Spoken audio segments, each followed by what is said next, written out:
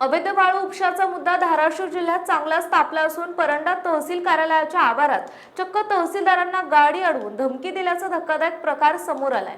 तहसीलदार निलेश काकडे आणि तक्रारदार यांच्यातील या बाचाबाचीचा व्हिडिओ समोर सोशल मीडियावर आलाय। या घटनेच्या निषेधार्थ महसूल संघटनेने काम बंद आंदोलनाचे हत्यार उपसले आहे। तहसीलदारांसारख्या जबाबदार अधिकाऱ्याला कार्यालयाच्या आवारातच धमकी मिळाल्याने महसूल कर्मचाऱ्यांनी आजपासून काम बंद आंदोलन सुरू केलं।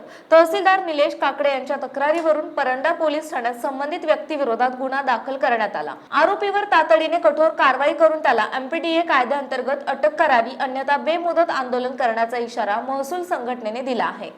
नाही काय गुटी कसं काय चालतं? अहो हे काही माझी ठेकेदाराला बोला ना तुम्ही। अहो लहान मुलगी आहे ना. चालू कर, ठेकेदाराला बोला ना, गुटी मला उडवा। अहो ते सांगितलंय आम्ही आमची पद्धत. काय नाही काय सांगितलं, कोणाला सांगितलं? 2 दिवस झाले उडवा मला। हा उडवा। अहो लहान मुलगी काय करते? अहो पण मग तुम्ही कारवाई प्रोसिजर सांगा ना। तुम्ही 1 मिनिट काच खाली घ्या। मी काय असं पर्सनल नका करू, मी माझी लहान मुलगी आहे। मी काय म्हणतो कारवाई काय केली हे सांगू द्या ना। फॅमिली असं ना काय कारवाई केली त्यांनी? काय तसं नाही, म्हणजे तुम्ही पैसे खाऊन करता का? काय विषय वेगळा? केली का कारवाई? तुला मी असं सांगतो, मी सांगू मला एकच सांगू, लहान मुली असेल तू असं करतो का?